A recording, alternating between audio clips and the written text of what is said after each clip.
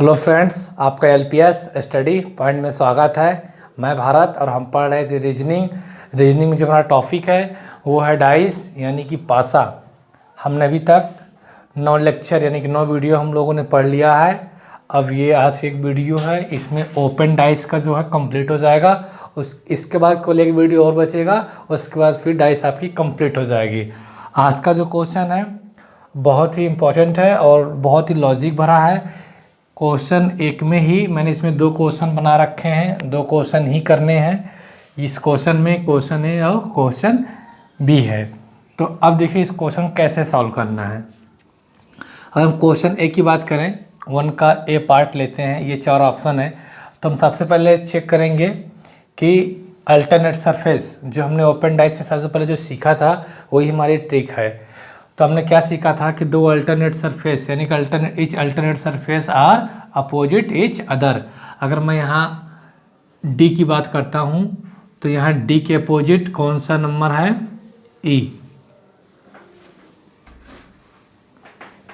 D के opposite ई है और ए के अपोजिट आपका सी है। ए के अपोजिट क्या है? सी है।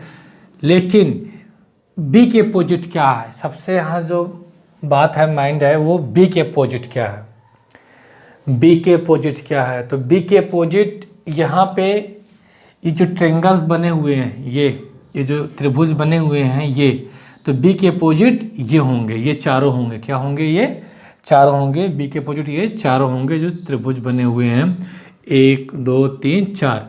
कैसे? जब आप इनको क्लोज करोगे ना, जब आप इनको क्लोज करोगे तो क्लोज करने के बाद ये इस तरीके से क्लोज हो जाएंगे, ऐसे। जब आप इनको क्लोज करोगे तो ये बनकर ऐसे आएंगे। इसका मतलब कि जो बी के अपोजिट होगा वो क्या होगा? बी के अपोजिट होगा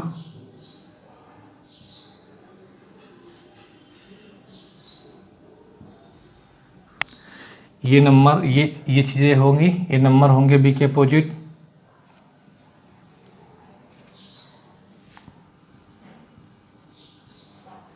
ये तब आप अपोजिट निकाल लिए एक दूसरे के, कौन एक दूसरे के अपोजिट है।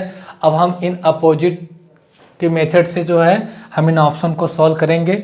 कैसे सॉल्व करेंगे इन ऑप्शन को? अब देखिए, डी के अपोजिट ई, डी के अपोजिट ई।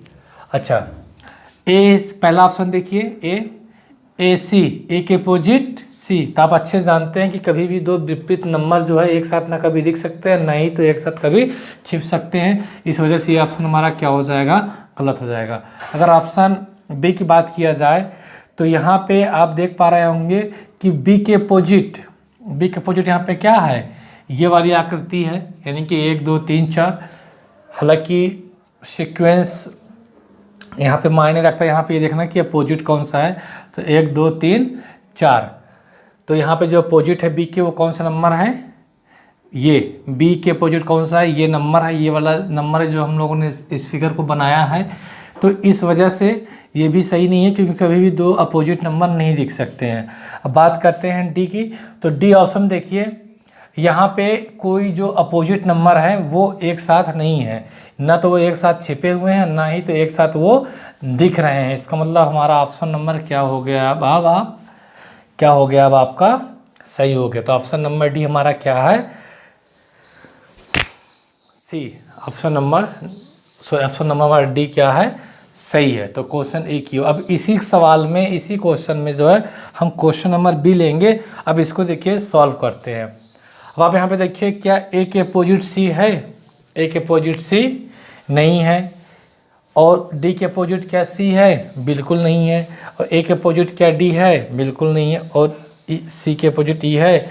बिल्कुल नहीं है। मतलब यहाँ पे जो है अल्टरनेट सरफेस का कंसेप्ट नहीं लग पा रहा है, क्योंकि यहाँ पे वो 2 सतह एक साथ, 2 विपरीत सतह एक साथ ना तो दिख रही हैं और ना ही तो दोनों एक साथ छिपी हुई हैं। इस वजह से अब इसमें प्रॉब्लम क्या, एक्चुअली में गलत क्या है ये देखना है।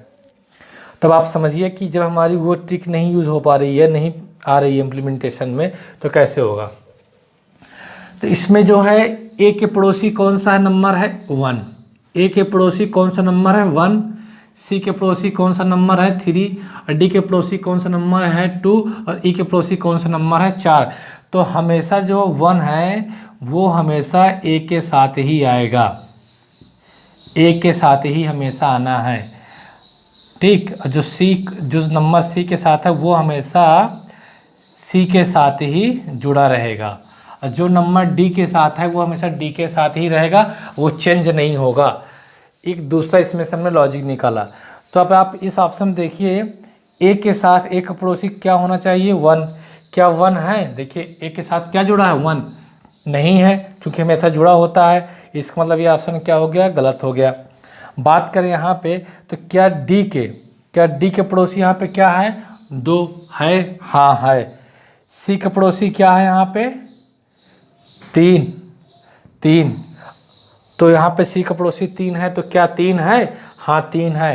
तो अब यही ऑप्शन सही होगा, ऑप्शन नंबर यही सही होगा, लेकिन ऑप्शन यहाँ पे ये क्या है, गलत है। अब ये ऑप्शन गलत है तो क्यों? अब ये ऑप्शन गलत है तो क्यों, कैसे? देखिए अब इसमें दूसरा कंसेप्ट समझिए। जब ये आपस में जुड़ेंगे, जब ये त्रिभुज ये जब आपस में जब फिगर फोल्ड होगी, जब ये जुड़ेंगे तो हमेशा आप ध्यान दीजिएगा, जब ये जुड़ेंगे तो ये इस तरीके से जुड़ेंगे, इस तरह से जुड़ेंगे 1 और 3, यानी कि 1 के सामने जो है हमेशा क्या आएगा, 1 के सामने हमेशा 3 आएगा, 3 के सामने क्या आएगा 1 आएगा, जिस पॉइंट पे जुड़ेंगे। ये देखिए अगर मान लीजिए 2 और 4 जुड़ेंगे तो ऐसे जुड़ेंगे,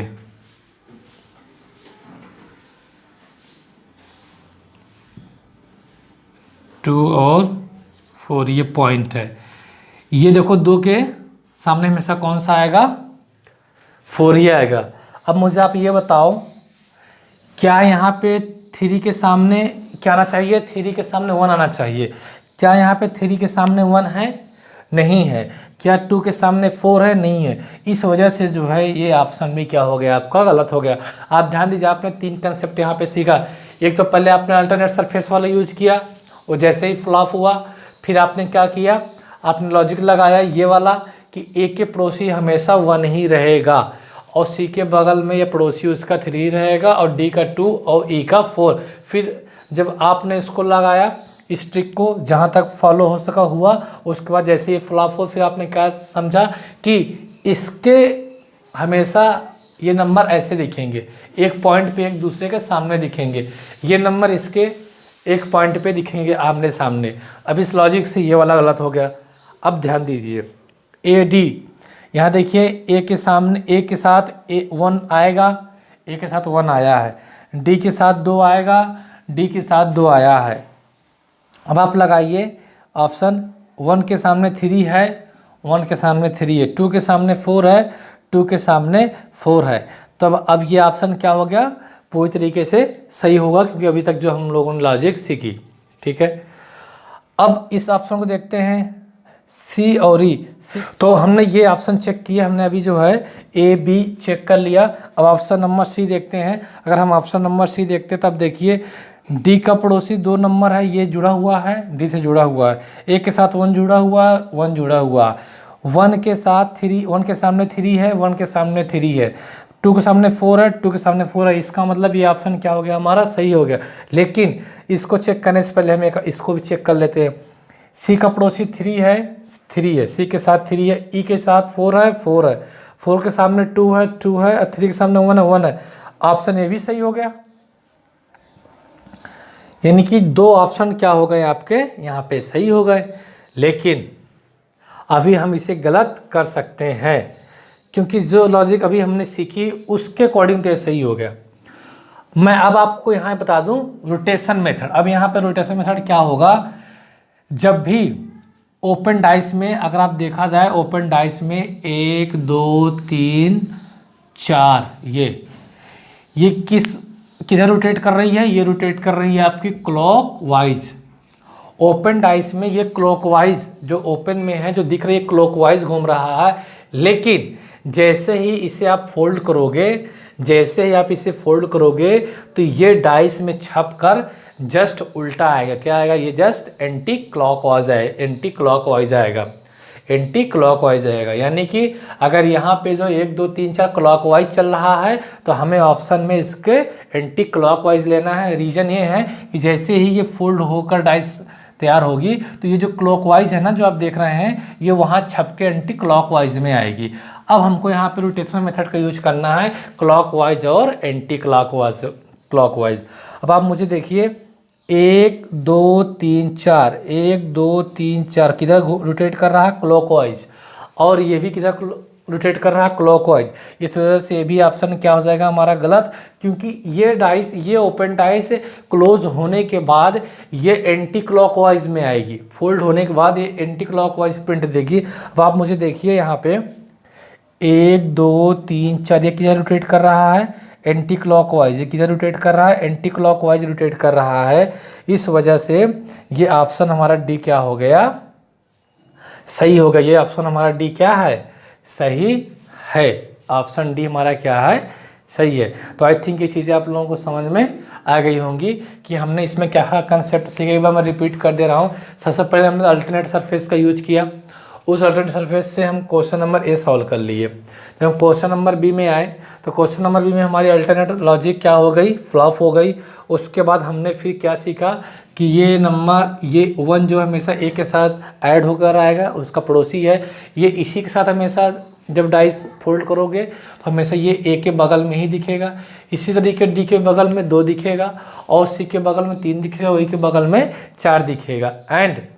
और आप ध्यान दीजिए कि ये फोल्ड होने के बाद ये नंबर एक दूसरे के सामने सामने आएंगे, ये नंबर एक दूसरे के सामने आएंगे।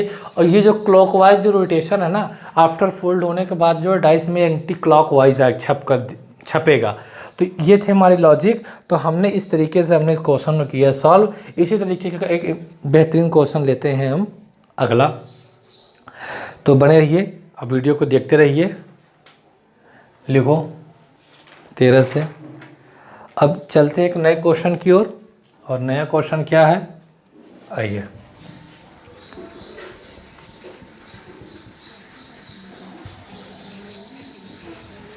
कौन सा ऑप्शन सही है ये बताना है, कौन सा सही नहीं ये भी बताना है।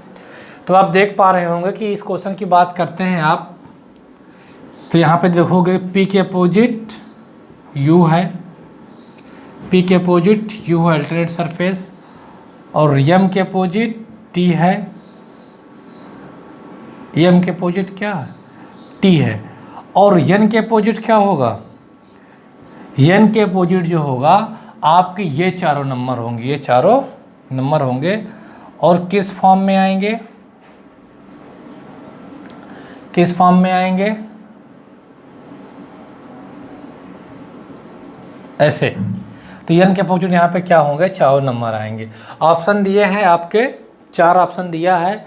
आप आंख बंद करके ये 2 ऑप्शन तुरंत काट दीजिए, 2 तुरंत, मतलब इनका कोई अर्थ ही नहीं है। क्योंकि हमने इनको तुरंत इसलिए काट दिया क्योंकि जैसे ही आपने देख रहे हैं कि ये मिलकर कैसे आकृति बना रहे हैं, ऐसे ऐसे कभी नहीं बनाएंगे।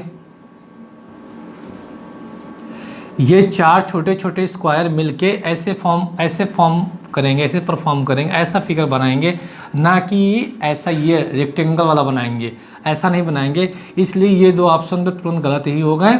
आप इनको तुरंत जो है कट कर दीजिए। और मैंने आपको बताया है यहाँ पर अगर ABCD की रोटेशन देखा जाए, ABCD की रोटेशन देखा जाए तो ये कैसी है? ये क्लॉकवाइज है। क्या है? ये क्लॉकवाइज है।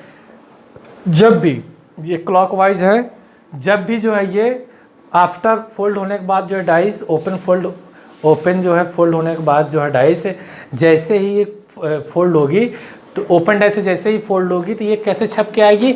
ये छप के आएगी हमेशा एंटी क्लॉकवाइज, इसके जस्ट अपोजिट। ये क्लॉकवाइज में रोटेट कर रहा है तो छप के कैसा आएगा? ये एंटी क्लॉकवाइज आएगा। कैसे आएगा? ये एंटी क्लॉकवाइज आएगा। तब आप यहाँ पे देख रहे हैं कैसे आएगा फिगर? एंटी क्लॉकवाइज आएगा। यानी अगर बात किया जाएगा तो A B C और D, यानी कि देखो ABCD की एंटी क्लॉकवाइज छप के आएगा। अब आपको ये दो ऑप्शन सॉल्व करने में बहुत ही आसानी होगी। यहाँ पी टी देखिए एक दूसरे के अपोजिट भी नहीं है और है भी। रोटेशन देखिए यहाँ पे ए बी सी डी की है रोटेट कर रहा है एंटी क्लॉकवाइज। यहाँ पे बात किया जाए तो यहाँ पे ए बी सी डी की रोटेट कर रहा है क्लॉकवाइज। मैंने बताया कि जैसे ही ये ओपन डाइस फोल्ड होगी तो फोल्ड होने के बाद ये किस फॉर्म में आएगी, जो ये जो बॉक्स है ये किस में प्रिंट होकर हमें दिखेंगे, एंटी क्लॉकवाइज में दिखेंगे। इस वजह से ये ऑप्शन हमारा क्या हो गया, सही हो गया। ये ऑप्शन हमारा क्या हो गया, आपका पूरा जो है 100% क्या हो गया, सही हो गया। दोस्तों ये थी ओपन डाइस और एक क्वेश्चन और बचा हुआ है ओपन डाइस का, और उसे भी मैं भी सॉल्व करा दे रहा हूँ। एंड उसके बाद फिर हमारा ओपन डाइस क्या हो जाएगा, फिनिश्ड हो जाएगा। तो अभी एक ही क्वेश्चन और बना है ओपन डाइस का। तो ठीक है, हम उस नेक्स्ट क्वेश्चन को करते हैं। अगर आप इसे जो है नोट करना चाहते हैं नोट कर लीजिए, टाइम को नोट कीजिए।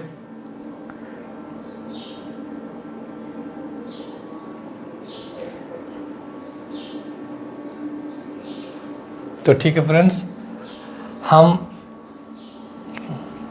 अब वो एक क्वेश्चन और करते हैं, उसके बाद ओपन डाइस यहाँ पे खत्म हो जाएगी। आज का जो ये तीसरा क्वेश्चन है ये बहुत ही अच्छा क्वेश्चन है। तब आप देख पा रहे होंगे कि अब एक ब्लैंक जो सरफेस दे रखी है ओपन डाइस में, जिसमें केवल ए वाला ही नंबर दे रखा है। अगर आप बात करते हैं ब्लैंक सरफेस की, यहाँ पे देखिए इस ब्लैंक के सरफेस, ये ब्लैंक होगा, इस ब्लैंक के अपोजिट ये ब्लैंक होगा, इस ब्लैंक के अपोजिट ये ब्लैंक होगा, इस ब्लैंक के अपोजिट ये ब्लैंक होगा, और ए के अपोजिट ये आकृतियाँ होंगी। ए के अपोजिट दिख रहा, ए के अपोजिट कौन सी होंगी, ये आकृतियाँ होंगी।